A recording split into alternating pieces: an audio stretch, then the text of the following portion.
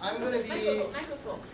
I don't need a microphone. I don't want one. I have one here. No, you need it. You Can need everyone it. hear me clearly? No, you need a I'm microphone. going to be speaking very loudly just No. because Doesn't I matter. prefer to We do need a that. mic. Please use In microphone. the back, it doesn't matter. We can't hear you. It's easier for recording too. I generally don't like to use microphones because then I have to hold something, but I guess in this instance it would make more sense. So I'm going to be teaching you public speaking. I've done public speaking since I was about 4. I've already told you a lot of my background, given multiple different types of speeches. So let's get right into it. Alright, first, why is public speaking something that's important? Why are these skills important? The reasoning for learning public speaking skills is that people oftentimes feel like they know what the correct answer is before they actually know what the right answer is. So in psychology and behavioral economics, there's this thing called the reflective system and the automatic system. So the reflective system thinks first and acts later. Typically, the reflective system is more accurate, but the automatic system is the opposite of that. It acts first and then thinks later. This is your instinct. It's the thing that tells you that you feel like something is right even when it's not. Now, I'm going to be talking about these two systems a little bit more even tomorrow when I'm talking about how to do research. The way that you give your speech, the way that you state your message, and your body language can all implicitly affect how someone else receives your message, which is why it's important to have these sorts of skills. So, body language. First thing to know is that posture helps to generally keep you more confident. And the reason why is, this is also a thing in psychology, that if you tend to act like you're confident, then you will start to feel more confident. So stand up straight with your shoulders back and your chin up, like I'm doing. The movement that you're doing should always be used sparingly and intentionally. For example, if I'm walking like this, right, back and forth, constantly, what are you guys doing right now? Getting distracted. Yes, so you're not listening to what I'm saying. You're not looking at the slides up there. Because I'm moving, you're following my position, right? It makes it very hard for you to pay attention when I'm walking. The same problem appears with leaning as well. So generally, it's good to lean to have emphasis. So for example, if I wanted to make a very clear point, I would lean in one direction. Or if I wanted to draw a distinction between one thing and another, I would lean in those two directions. But what if I were to just lean like this forever? Because I've done debate for the past 4 years, and I've seen a lot of people who do this, or who do this. They just lean back and forth while giving their speech. And once I start doing that, everyone starts to zone out, right? Because then you're paying attention to the movement that I'm doing, not so much what I'm saying. You also want to make sure that you're not using the same hand gesture multiple times for the same reason. Because if you keep doing the same hand gesture, people are going to get distracted by your hands and not what you're saying. You also want to try not to make exaggerated movements like this, right? You see why this is a problem too, because it makes excessive movements. Other things you shouldn't do are putting your hands behind your back. Does anyone know why you wouldn't want to do this? Sure. I mean, it feels kind of awkward, I guess. It feels Yeah. stiff and it feels not, it's not comfortable. Yeah, that's somewhat true. Yeah? I guess it makes you look somewhat like defensive instead of opening yourself onto your power. A little bit. So, holding your hands behind your back, at least in Western cultures, is seen as like trying to hide something, right? Looks like you were thinking about that, but you want to try not to do that because, at least in Western cultures, it seems like you're trying to hide something. You don't want to be doing that. You also don't want to do the opposite, which is crossing your arms for the same reason that he was saying. That crossing your arms makes you seem defensive, right? That you're like trying to block off other people. The other thing you don't want to do is slouch, obviously, trying to give a speech like this, right? Because then you're not looking at me. And finally, this one I don't see happening too often, but eye contact is something that's very important. Being able to talk to people and look at them makes it seem like you're paying attention. But you also don't want to have excessive eye contact. And by excessive eye contact, I mean looking directly at one person and just looking and talking. Benny, do you feel awkward yet? Yeah, but that's something that you generally don't want to do, is just look at someone forever. And even if I did debate for a long time, in debate we usually are up against one judge, just debating in front of them. And when we're debating against that judge, looking at their face the entire time is also generally a bad idea because it makes them feel a little bit awkward. So looking somewhere else at your paper in a different direction tends to help a little bit, but you just want to make sure you find that balance. Go to the next slide. Oh, can you go back one slide? Right, so the other thing that you want to pay attention to is your emotion while you're speaking. So you have to remember that the speaker's emotions will tend to become the audience's emotions. It's what we call the spillover effect in psychology. So again, people tend to feel like they know what the correct answer is before they know the correct answer. For example, if I were to be talking really happy and really excited about what's going on, I just saw like 5 heads turn in this area, right? So you notice that my emotions trigger all of your heads to turn, and then I saw like 3 of you smile. On the other hand, if I were to talk really quietly, what's going on right now? So I noticed that the second I started to whisper, about 4 of you leaned your heads forward, right? So you can see that what I'm doing, the audience will try to mirror simultaneously. So my emotional effect can obviously affect the way that you feel. And you need to be very careful about the way that you're emotionally talking about something. For example, if you're talking about something that's somber and dark, you don't want to be having a cheery voice while talking about it. Yeah. All right. Cognitive ease. This is something that I'm going to be talking about tomorrow as well. But things that feel familiar, that feel good, that feel effortless, make us believe that they're true even when they're not. This is something that you should write down, something you should remember. In any sort of public speaking, this is something that you need to know. Okay, let's look at some arguments.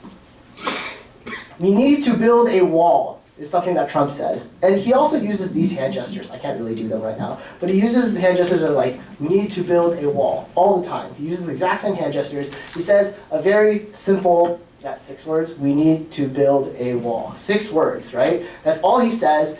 And for some reason, a lot of people believe that that's an effective immigration strategy. So I'm going to tell you why it's not. So Trump's own Department of Homeland Security says that 2/3 of undocumented immigrants come through legal ports of entry.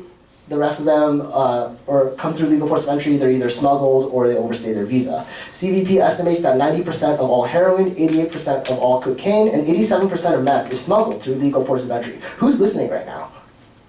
Like, I just saw the entire back row, their heads were like down on their papers, right? You're not paying attention to what I said, right? Because what I'm saying is complicated. It's hard. It's difficult to understand.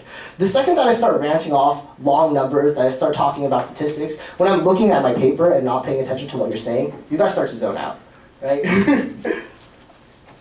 So when you're trying to use cognitive ease, you need to make sure that what you're saying is simple to understand. If you're using statistics, the statistics need to be very clearly presented. They need to be one stat. Trying to roll off a bunch of statistics off the top of your, or like out of your mouth, they're not going to really be remembered very easily. So it's always better to have some powerful things. Other examples of cognitive ease, free samples at Costco. When you get a free sample, you feel good, right? And you think that the entire product is good, even if it's not really there. It also is a thing that's like, if you're eating this, then you think that you might as well buy it, you might as well have some more. Rounded statistics. So you notice that a lot of statistics will say something like 70%, 75%, 80%. These rounded statistics feel better, right? So when you're trying to say a statistic, sometimes it helps to round a little bit. Like if it's 61%, maybe round it down to 60, and then you can it'll feel a little bit more effortless. Obviously don't do this excessively. Like don't round like 64 down to like 50, but trying to make your point, your argument more clear is definitely something that you can try to do. You also always want to speak clearly. You always want to speak slowly. Because when you're doing this, it triggers cognitive ease again. It feels soothing when I'm talking to you like this. On the other hand, if I were to talk really quickly and really out of breath and also speak really unclear, you really don't know what I'm saying, right? Did anyone understand what I said? Exactly. You also want to be using fewer filler words. It's okay to have the occasional filler word, like even today I still run into multiple filler words whenever I'm giving a speech. you want to keep those at a minimum because if they hinder someone else's understanding, then that can make them have cognitive strain, which is the opposite, is where their brain starts to work harder to try to understand what you're saying. And the last thing is a problem for people who maybe don't speak English as their first language, is the grammatical problem. So if you speak with an accent, or if you have like some grammatical problems while you're speaking, it also becomes a lot harder for people to understand you. And that ultimately means that they're not going to be feeling as good when you're speaking, and they're not going to be believing what you're saying. This basically just means that you need to be practicing speaking English a lot if your English is not your first language, so that you can speak more clearly and more concisely. You also want to be varying your tone of voice. Let's see if I have that. So you want to be speaking like, you want to not have a monotone voice where you're just saying the same thing over and over again at this exact same voice and not doing anything else whatsoever. So then people start to tone out, right? And this is called habituation, where by listening to the exact same thing over and over again, you start to tune out. You also want to be careful of emphasis, and this is on the next slide, I think. All right, I put up some statements over here, but I'm emphasizing different words. Why are you here? What does that sound like? Anyone? Sure. I mean, it's like you're kind of, you could be annoyed at what they're doing or something, but a lot of the focus is on like what they're doing. Yeah, so it seems sarcastic, like I'm annoyed, like there's something wrong, right? Let's try something else. Why are you here? So you see how I just turned this statement, why are you here, to a direct attack on, on Alana right here, right? It's now a direct attack on Alana. Why is she here specifically? Everyone else is fine, not Alana. Okay, no offense to Alana. You didn't do anything wrong, you just happened to sit in the front. So you want to be careful about this emphasis, because when you're saying the exact same thing but emphasizing different words, you'll end up with a different meaning. Next way to say it, why are you here? What does that mean? Expressing genuine curiosity.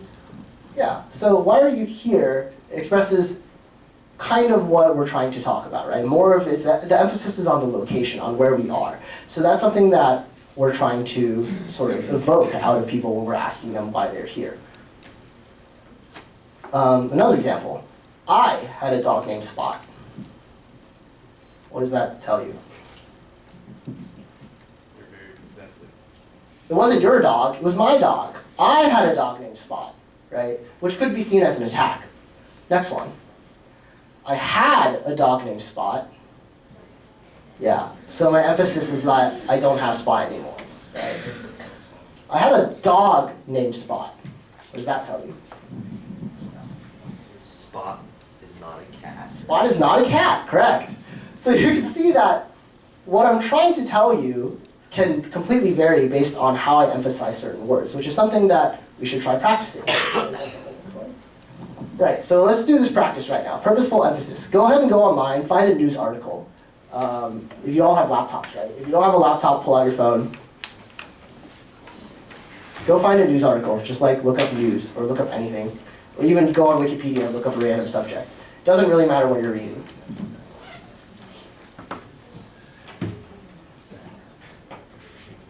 Does everyone have a news article? Here, I'll walk around. Okay, everyone have an article? Pull out your phone, I guess, if you don't want to. Yeah. Cool.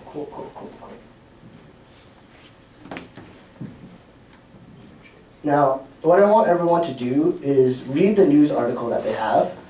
Just for 1 minute, just skim it, and I want you guys to think, where should I emphasize this word? Where should I emphasize this word, right? Pick one word in each sentence that you want to emphasize. Okay, I'll give you guys a minute to do that.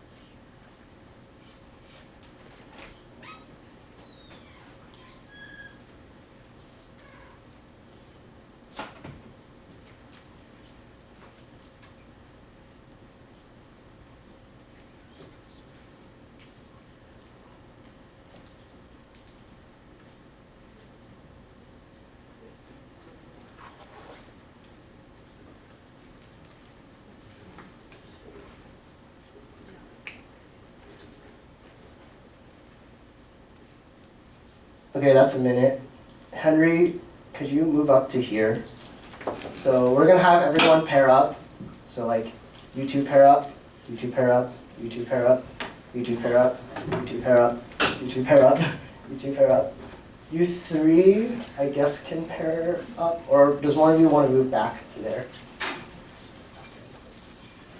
around, I guess. Okay, you want to turn around and work with, can you just sit here? So it's easier to talk to. Yeah, and then, so you two will pair up, and then pairs should work like this. And then you three can work together. You two pair up, you two pair up, you two pair up. Okay, does everyone know who their partner is? Yeah? Oh, wait. Okay, who's that group of three? You're a group of three, right? So could you move up to here and talk to him? Here. Yeah, so you two pair up, you two pair up. Okay. Everyone know who their partner is, right? Cool. So, someone decide amongst yourself who's partner one and who's partner two.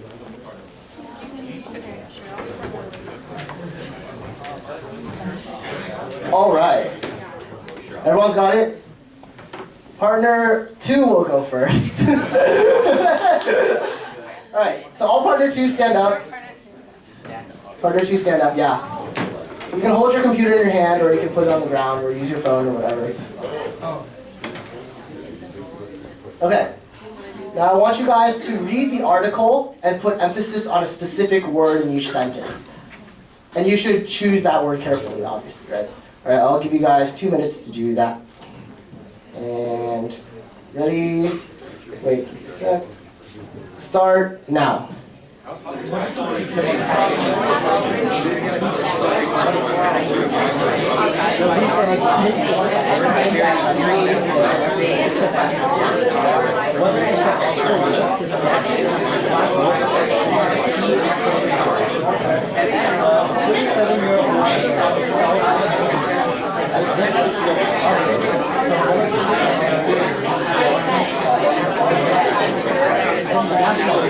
Is almost always when he runs ahead a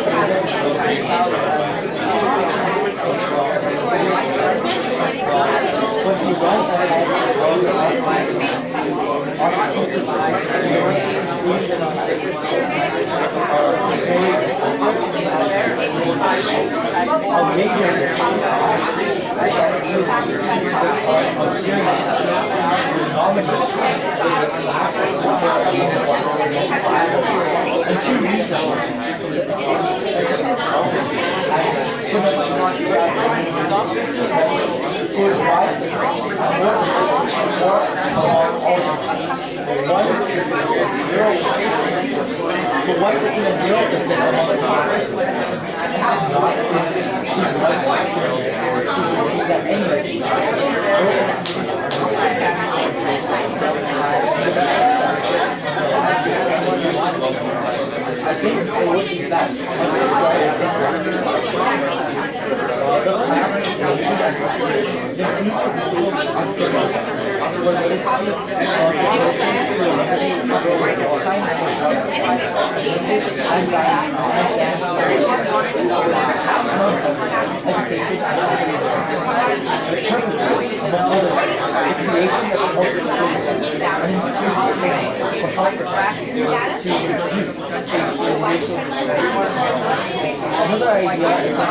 Okay, that's 2 minutes. So, what I noticed was that a lot of you were reading and not really emphasizing, right? So I'm going to do a quick example up here. This is a CNN article about Hurricane Harvey. Barry strengthened into a Category 1 hurricane Saturday as it crawled towards the Louisiana coast, unloading powerful winds, heavy rain, and storm surge ahead of expected landfall later in the day, according to the National Hurricane Center. So you can see that in that sentence, there are some things that I want to be more important, and there are some things that I don't think are that important, right? So for example, the things that I wanted you to know were that a Category 1 storm, it has powerful winds, heavy rain, and storm surge. The source, the National Hurricane Center, is not that important, right? Like, it's just sort of a footnote. It's something that's meant to fact check. It's not my main point. So when you're doing this sort of emphasis, you want to be trying to do that, right? You want to be trying to emphasize what's important. All right, let's have partner 1 go up and do the same thing.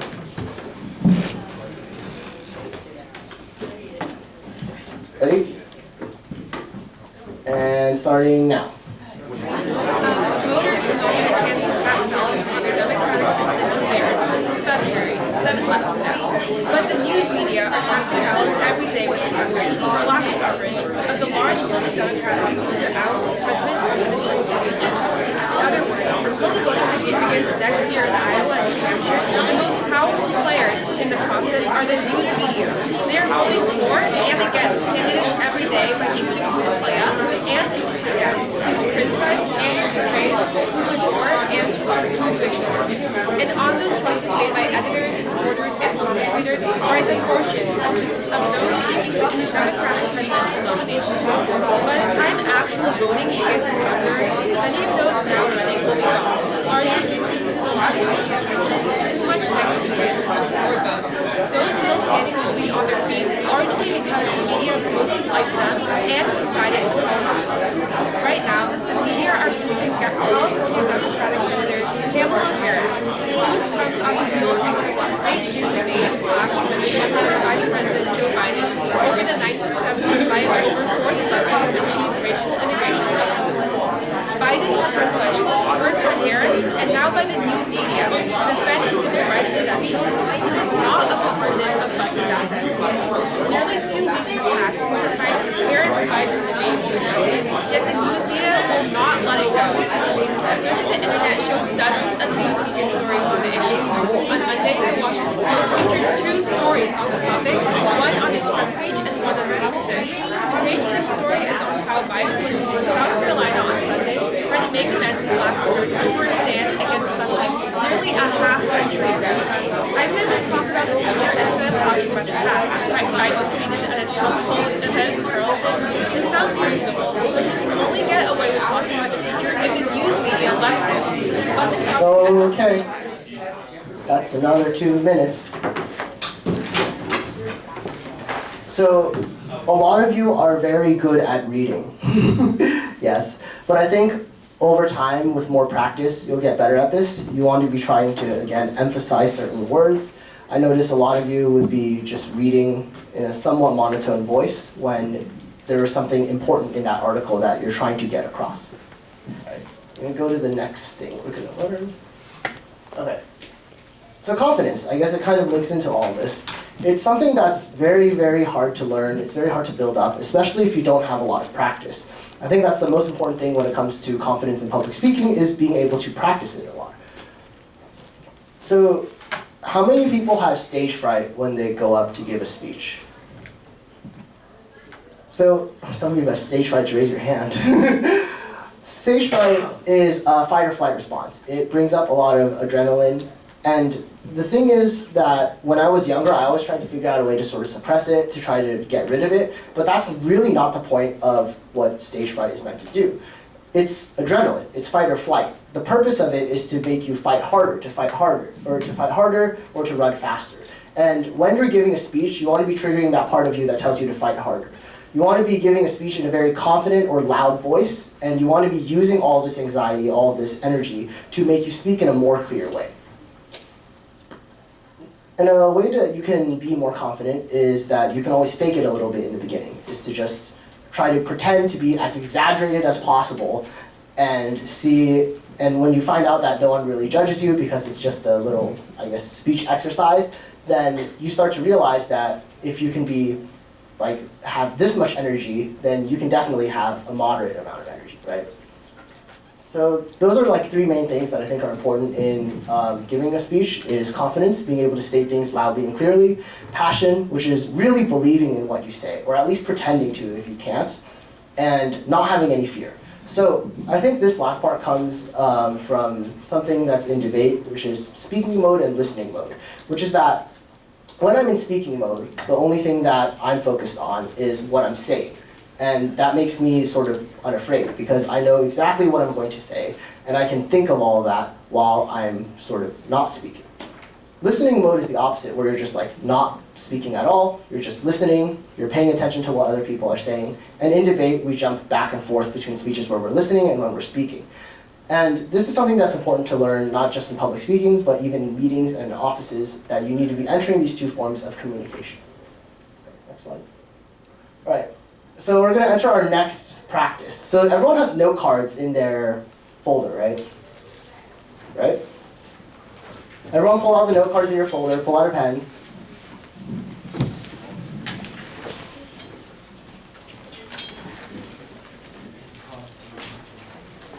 Impromptu speaking. Yes. But I didn't tell you what the topic's about.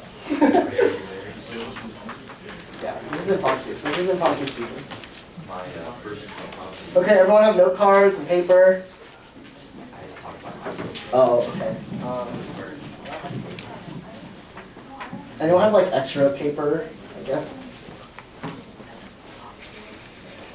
If not, see if you can borrow some from your like friends or people next to you.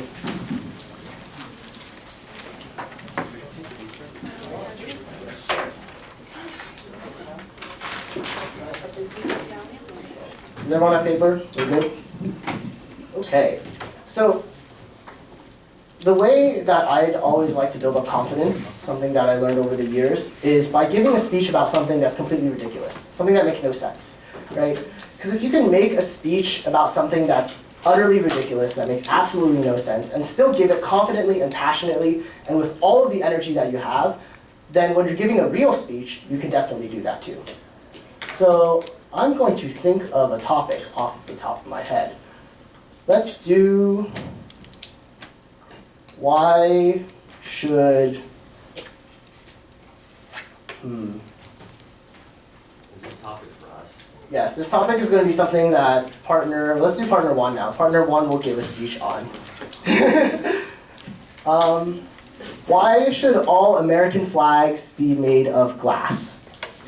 All right, you have 2 minutes to write a speech about that.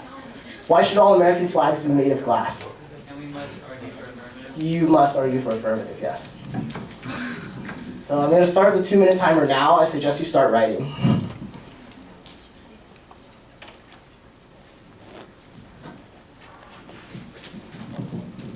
Yeah, partner one.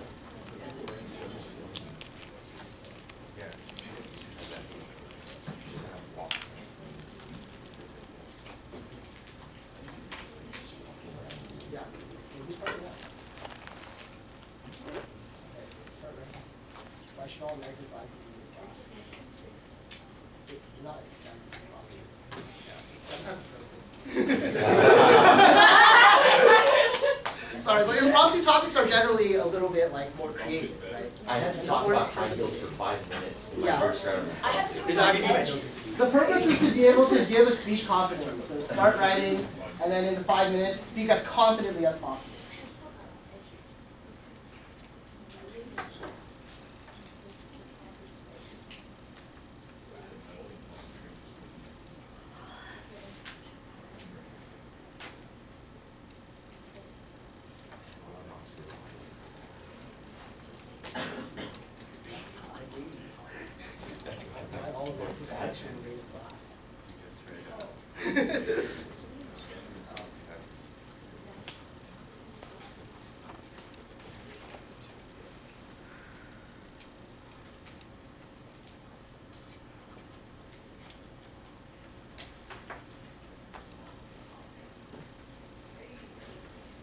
But since this is just a lesson in like impromptu speaking and confidence, you can make up whatever statistics you want. Don't do this in a real speech, but for the purposes of building confidence, do whatever you want, say whatever you want, as long as it's not like obscene.